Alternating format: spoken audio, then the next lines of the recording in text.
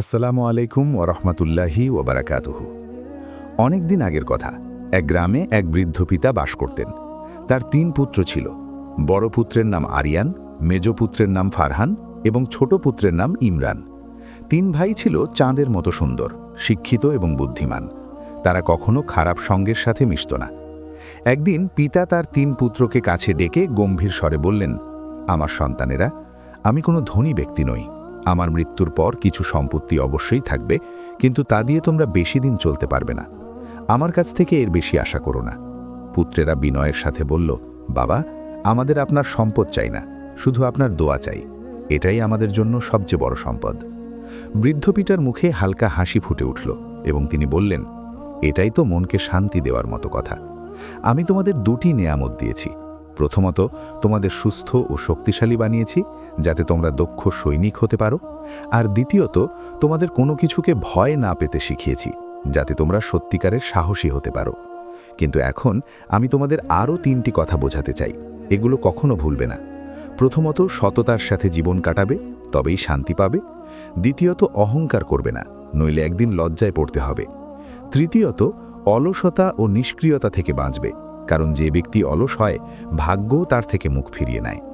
বাকি জীবনের জ্ঞান তোমরা নিজেরাই অর্জন করবে আমার সন্তানেরা। পুত্রেরা বলল, বাবা, আপনার প্রতিটি কথা আমাদের জন্য আদেশ। আমরা চেষ্টা করব আপনাকে কখনো লজ্জিত না করতে।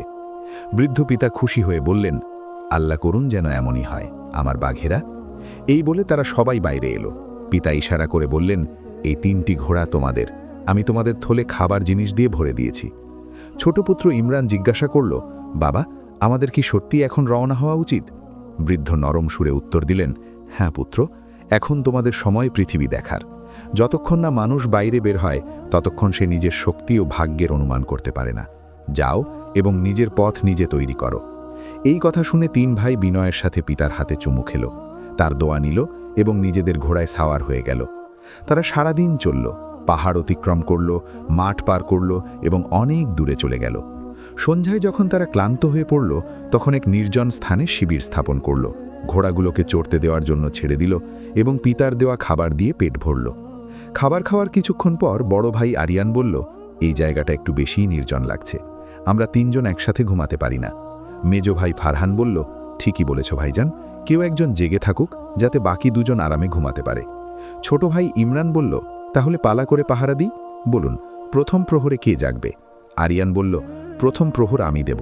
তোমরা 2 জন ক্লান্ত হয়েছ, একটু বিশ্রাম নাও। ফারহান ও ইমরান বলল, আমরা আপনার উপর ভরসা করি বড় ভাই, আর যদি কিছু অদ্ভুত লাগে তবে আমাদের সাথে সাথে জাগিয়ে দেবেন। আরিয়ান বলল, নিশ্চয়ই ছোট, চিন্তা করো না, এখন ঘুমিয়ে পড়ো, সকালে আমাদের লম্বা পথ পাড়ি দিতে হবে। কিছুক্ষণ পর 2 ভাই ঘুমের রাজ্যে হারিয়ে গেল এবং বড় ভাই আরিয়ান আগুনের কাছে বসে সতর্ক হয়ে রইল। সে কিছুক্ষণ তলোয়ার নিয়ে খেলল। চারিদিক গভীর নীরবতা ছেয়েছিল, যেন মাটিও ঘুমে ডুবে আছে। হঠাৎ জঙ্গলের দিক থেকে সরসর শব্দ এলো। যেখানে 3 ভাই থেমেছিল, সেখান থেকে কিছু দূরে একটি সিংহের গর্জন শোনা গেল। মানুষের গন্ধ শুকে সিংহটি বাইরে বেরিয়ে এলো। আরিয়ান আস্তে করে বলল, এটা তো সিংহ, কিন্তু আমি আমার ভাইদের ঘুম ভাঙতে দেব না, একে একাই সামলাতে হবে। সে তলোয়ার শক্ত করে ধরে একদিকে দৌড়ালো, যাতে শব্দ ভাইদের কাছে না পৌঁছয়। সিংহ ঝাঁপিয়ে পড়ল, আয় হিংস্র প্রাণী, দেখি তোর কত শক্তি আছে। সিংহ ঝাঁপিয়ে পড়ল, আরিয়ান বাঁ দিকে সরে গেল এবং তলোয়ার ঘোরালো। এক তীব্র আঘাতে সিংহের বাঁ পা কেটে গেল। বাস, এতটুকুই সাহস, এখন তোর খেলা শেষ করি। সে ডান দিকে সরে গিয়ে অন্য পায়ে আঘাত করল, রক্তের ধারা বয়ে গেল। তারপর তার তলোয়ার সিংহের মাথায় পড়ল। একটি ভারী শব্দ হলো এবং সিংহ মাটিতে লুটিয়ে পড়ল। আরিয়ান সিংহের পিঠে বসে তার চামড়ার একটি ফালি কেটে নিল এবং সেটি নিজের সাথে নিয়ে ভাইদের কাছে ফিরে এলো। কিছুক্ষণ পর তার পাহারার পালা শেষ হলে সে ফারহানকে জাগালো, ওঠো ভাই, এখন তোমার পাহারার পালা। ফারহান ঘুম জড়ানো কণ্ঠে উঠে বলল, হ্যাঁ ভাই, এখন আপনি বিশ্রাম করুন, আমি জেগে থাকব। রাতের বাকি অংশ শান্তিতে কাটল, কোনো ঘটনা ঘটল না। তারপর ইমরানের পালা এলো। ছোট, ওঠো, এখন তোমার পালা, সকাল হওয়া পর্যন্ত জেগে থেকো। ইমরান বলল, ঠিক আছে ভাই, আপনি বিশ্রাম করুন, আমি পাহারা দেব। এই বলে ফারহান ঘুমিয়ে পড়ল এবং ইমরান পাহারা দিতে লাগল। কিছুক্ষণ পর সকালের আলো ছড়িয়ে পড়তে লাগল। 3 ভাই জেগে উঠল, তারা ফরজ নামাজ আদায় করল এবং তারপর আবার যাত্রা শুরু করল। তারা সারাদিন চলল, পাহাড় এবং মাঠ অতিক্রম করে অনেক দূরে চলে গেল। সন্ধ্যায় তারা একটি বড় বটগাছের নিচে পৌঁছালো। আরিয়ান বলল, এই জায়গাটা তো খুব সুন্দর, কেন আমরা এখানেই বিশ্রাম নিই না? সবাই সম্মতি দিল। এবার পাহাড় আর পালা ছিল ফারহানের। আরিয়ান এবং ইমরান ঘুমিয়ে পড়ল, কিন্তু তারা জানত না যে যে গাছের নিচে তারা থেমেছিল তার কাণ্ডের ভিতরে একটি গভীর গুহা ছিল, এবং সেই গুহায় সাপের রাজা অজগর সুলতান বাস করত। হঠাৎ দূর জঙ্গলের দিক থেকে একটি অদ্ভুত শব্দ আসতে লাগল। হে আল্লাহ, এটা তো সাপের রাজা অজগর সুলতান। ফারহান মনে মনে ভাবল, ভাইদের জাগানো ঠিক হবে না, আমি নিজেই এর মোকাবিলা করব। এই বলে ফারহান এগিয়ে গেল এবং অজগরও তার পিছু নিল। আয় দেখি সাহস কাকে বলে, কে তুই যে আমাকে চ্যালেঞ্জ করছিস? যে মন্দের কাছে মাথা নত করে না, আমি ফারহান। সেই মুহূর্তে যখন অজগর ফারহানের ওপর আঘাত করার জন্য ঝাঁপিয়ে পড়ল, ফারহান তলোয়ার দিয়ে তার ঘাড় উড়িয়ে দিল। অজগর তখনই মাটিতে লুটিয়ে পড়ল। ঘুমিয়ে পড়ো বিষধর, আর কাউকে ভয় দেখানোর চেষ্টা করিস না। ফারহান তার চামড়া থেকে একটি ফালি কেটে নিল এবং হাতে নিয়ে ভাইদের কাছে ফিরে এলো। তারপর আরিয়ান ঘুম জড়ানো কণ্ঠে বলল, সব ঠিক আছে তো ফারহান? সব ঠিক আছে ভাই, ঘুমিয়ে পড়ুন। শুধু বাতাস একটু জোরে বইছিল। এভাবেই কয়েক মুহূর্তে রাত কেটে গেল। সকাল হতেই তিন ভাই আবার যাত্রা শুরু করল। সন্ধ্যা পর্যন্ত তারা একটি নির্জন পাহাড়ের কাছে পৌঁছালো। এখানেই শিবির স্থাপন করি। এই জায়গাটা থামার জন্য ঠিক মনে হচ্ছে। ইমরান বলল, আজ রাতে আমি পাহারা দেব, তোমরা দুজন নিশ্চিন্তে ঘুমিয়ে পড়ো। এবার পাহারার পালা ছিল ইমরানের, এবং দুই ভাই আরামে ঘুমিয়ে পড়ল। হঠাৎ ইমরান পাহাড়ের চূড়ায় একটি আলো দেখতে পেল। একটি প্রদীপ মিটিমিটি জ্বলছিল। হয়তো কোনো বাড়ি হবে, গিয়ে দেখি আসলে সেখানে কি আছে। ইমরান ঘোড়ায় চড়ে সেখানে পৌঁছালো। দেখল যে কুড়ে ঘরের ভিতর থেকে আলো আসছে এবং ভেতরে তিনজন লোক বসে আছে। ইমরান বলল, এটা চোরদের আস্তানা, তাদের ছেড়ে দেওয়া ঠিক হবে না। সে দরজা খুলতেই সব চোর হতাশ হয়ে অস্ত্র তুলে নিল। কে তুই? রাতের বেলা এখানে আসার সাহস কি করে হলো? ইমরান বলল, ওস্তাদ, আমি দূর শহর থেকে এসেছি। অনেক দিন ধরে কোনো দলে যোগ দিতে চেয়েছিলাম। আপনার নাম শুনে চলে এসেছি। আমি লুকিয়ে আক্রমণ করতে এবং গুপ্তচর বৃত্তি করতে জানি। আমাকে আপনার সাথে রেখে নিন। চোরদের সর্দার বলল, তুমি ছোট, কিন্তু কথায় ওজন আছে। ঠিক আছে, বসে পড়, দেখি তুই কি করতে পারিস। ইমরান খুশি হয়ে বলল, ধন্যবাদ ওস্তাদ, আজ বড় শিকারের রাত। সর্দার বলল, হ্যাঁ, আজ বাদশার ধন আমাদের হবে। বাদশার ধন? সত্যি? হ্যাঁ, এবং তুইও আমাদের সাথে যাবি, দেখবি আসল কাজ কেমন হয়। জি হ্যাঁ, যেমন আদেশ ওস্তাদ। কিছুক্ষণ পর সব চোর বাদশার ধন লুট করার উদ্দেশ্যে তার মহলের দিকে রওনা হলো। কিছুক্ষণ পর তারা মহলের বাগানের কাছে পৌঁছালো। সর্দার আস্তে করে বলল, শোনো সবাই, প্রথমে ইমরান দেওয়াল টপকে ভিতরে যাবে এবং দেখবে যে প্রহরীরা জেগে আছে নাকি ঘুমিয়ে পড়েছে। তারপর আমরা সবাই ভিতরে প্রবেশ করব। ইমরান উত্তর দিল, ঠিক আছে ওস্তাদ, আমি যাচ্ছি, শুধু একটু সাহায্য করুন যাতে আমি উপরে পৌঁছাতে পারি। চোরেরা মিলে তাকে দেওয়ালে চড়ালো। ইমরান দেওয়ালের ওপারে উকি দিল। সবাই ঘুমিয়ে আছে, এখন সুযোগ একদম ঠিক। এই কথা বলেই সে দেওয়ালের ওপারে নেমে গেল। আস্তে আস্তে হেঁটে একটি ঘোড়ার গাড়ির কাছে পৌঁছালো এবং সেটি টেনে দেওয়ালের কাছে নিয়ে এলো। তারপর সে আস্তে করে বলল, সময় চমৎকার, সবাই একে একে দেওয়ালের এপারে চলে এসো। সর্দার বলল, প্রথমে তুই যা রাফিক, নিচে ইমরান দাঁড়িয়ে আছে, সে তোকে ধরে নেবে। রাফিক দেওয়ালের এপারে আসছিল, হঠাৎ ইমরান তলোয়ার ঘুরিয়ে তার মাথা শরীর থেকে আলাদা করে দিল। তারপর দ্বিতীয় চোর উপরে উঠল। রাফিক কোথায় গেল? সাড়া দিচ্ছে না কেন? নেমে আয়, নিচে জায়গা খালি আছে, আয় নিচে। ইমরান একে একে সব চোরের মাথা কেটে ফেলল। এটা তোমাদের শাস্তি, অন্যের রাতের ঘুম এবং দিনের শান্তি কেড়ে নেওয়ার জন্য। এই বলে সে মহলের ভিতরে প্রবেশ করল। প্রহরীরা গভীর ঘুমে ছিল। ইমরান নিঃশব্দে ভিতরের অংশের দিকে বাড়ল। সামনে একটি চমৎকার হল ছিল, যেখানে 3টি দরজা ছিল। দুজন দাসী পাহারায় দাঁড়িয়েছিল, কিন্তু তাদের চোখে ঘুমের ঘোর ছিল। ইমরান প্রথম দরজা খুলল। ভিতরে একটি সুন্দর কক্ষ ছিল।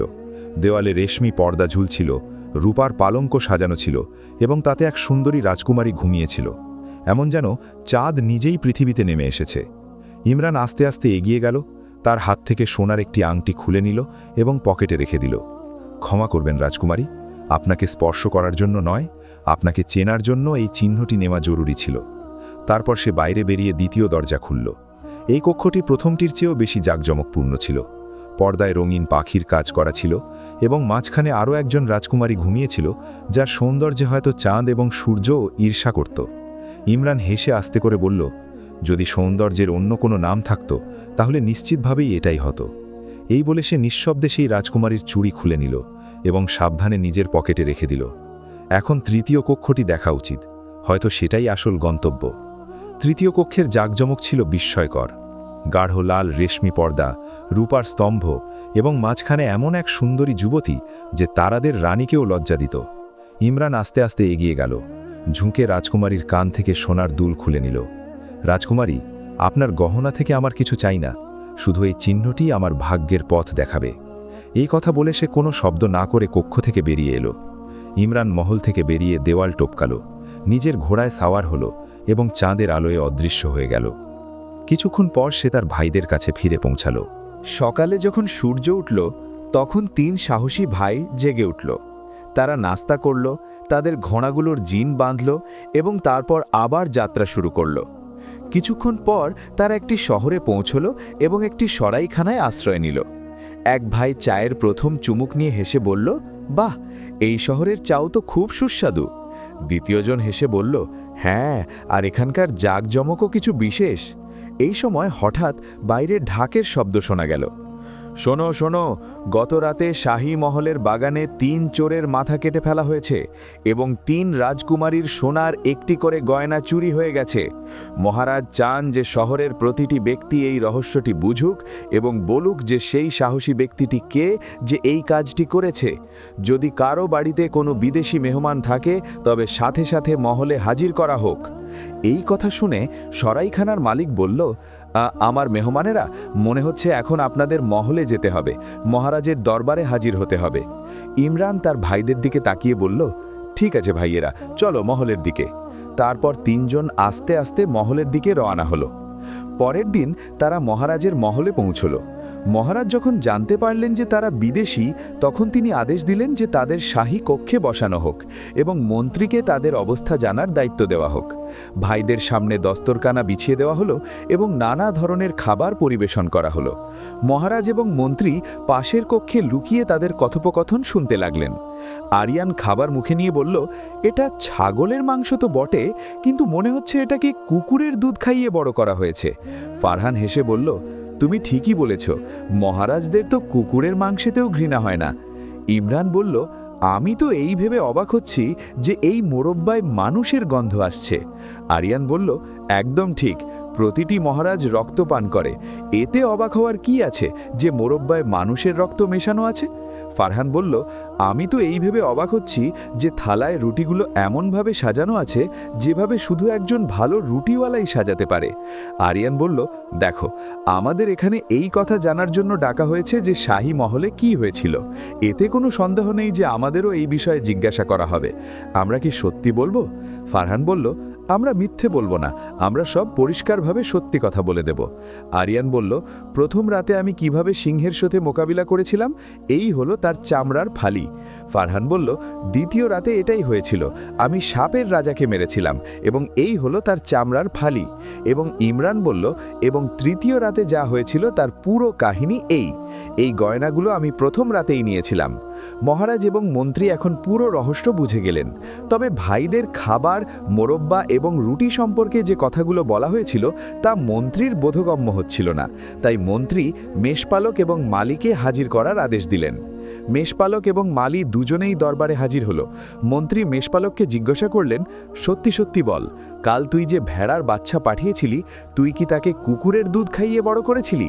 মেষপালক ভয় পেয়ে বলল, হুজুর, যদি আমার প্রাণ বাঁচে তবে নিবেদন করি। মহারাজ বললেন, আমরা তোমাকে ক্ষমা করেছি।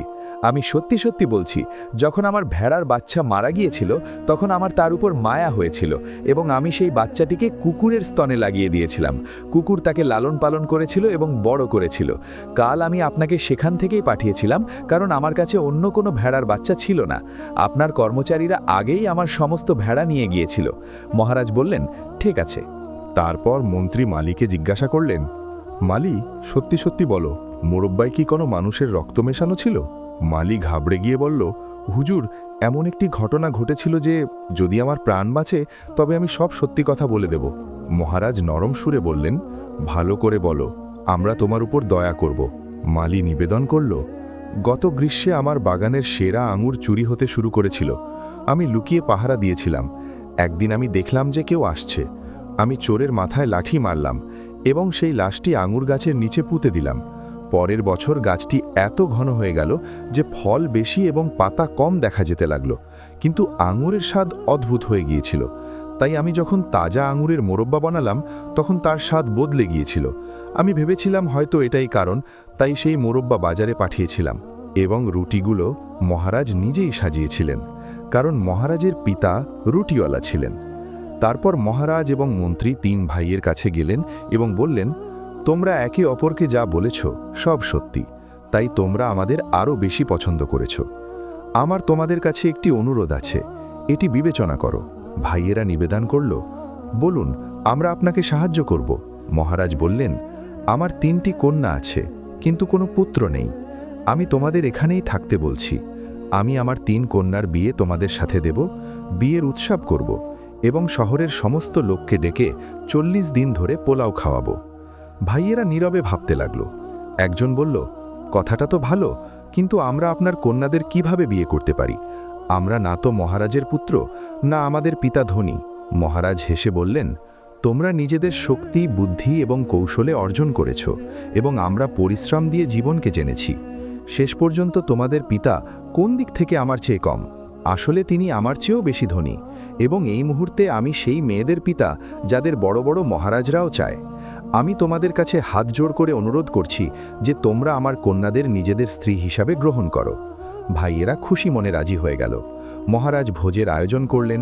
40 দিন ধরে ভোজ চলল এবং অবশেষে নবদম্পতি শাহী মহলে থাকতে লাগল। আরিয়ানের বিয়ে রাজকুমারী আয়েশার সাথে, ফারহানের বিয়ে রাজকুমারী রাবিয়ার সাথে এবং ইমরানের বিয়ে রাজকুমারী শাহিনের সাথে হল। মহারাজের মনে ইমরানের জন্য একটি বিশেষ স্থান তৈরি হল। এই গল্প আমাদের শেখায় যে 1. সততা ও নৈতিকতা। গল্পের শুরুতেই বৃদ্ধ পিতা তার সন্তানদের সততার সাথে জীবন কাটানোর উপদেশ দিয়েছিলেন। আরিয়ান, ফারহান ও ইমরান সেই উপদেশ মেনে চলেছিলেন বলেই শেষ পর্যন্ত তারা রাজকীয় সম্মান ও সুখ অর্জন করতে পেরেছেন। 2. সাহস ও আত্মবিশ্বাস। 3 ভাই বিপদের মুখে, যেমন সিংহ, অজগর এবং চোরদের আস্তানায়, ঘাবড়ে না গিয়ে সাহসের সাথে পরিস্থিতি মোকাবিলা করেছেন। নিজের শক্তির ওপর বিশ্বাস রাখলে যে কোনো বড় বাধা অতিক্রম করা সম্ভব। 3. দায়িত্ববোধ ও ভ্রাতৃত্ব। ভাইয়েরা একের অপরের প্রতি অত্যন্ত যত্নশীল ছিলেন। বড় ভাই ছোটদের ঘুমের ব্যাঘাত না ঘটিয়ে একাই বিপদ সামলেছেন, যা পরিবারের সদস্যদের প্রতি ভালোবাসা ও দায়িত্ববোধের এক অনন্য উদাহরণ। 4. বুদ্ধিমত্তা ও পর্যবেক্ষণ ক্ষমতা। ছোট ভাই ইমরানের তীক্ষ্ণ পর্যবেক্ষণ ক্ষমতার কারণেই তারা চোরদের ধরতে পেরেছিলেন এবং খাবারের রহস্য উন্মোচন করতে পেরেছিলেন। জীবনের প্রতিটি পদক্ষেপে বুদ্ধি খাটিয়ে চলা সাফল্যের চাবিকাঠি। 5. অহংকারহীন জীবন। রাজকন্যাদের বিয়ে করার প্রস্তাব পাওয়ার পর তারা নিজেদের সাধারণ পরিচয় তুলে ধরেছিলেন, যা তাদের বিনয় ও অহংকারহীন মানসিকতার পরিচয় দেয়। এই গল্প আমাদের শেখায় যে সততা, সাহস, বুদ্ধি এবং বড়দের দেওয়া সঠিক উপদেশ মেনে চললে সাধারণ মানুষও অসাধারণ সাফল্য অর্জন করতে পারে। আর যদি ভিডিওটি ভালো লাগে তবে লাইক করে দেবেন। এমন সব আকর্ষণীয় ভিডিও দেখতে চ্যানেলটি সাবস্ক্রাইব করে দিন। আর বয়স কমেন্ট করে জানাতে ভুলবেন না। দেখা হচ্ছে অন্য কোনো ভিডিওতে। ততক্ষণ পর্যন্ত ভালো থাকবেন। আল্লাহ হাফিজ।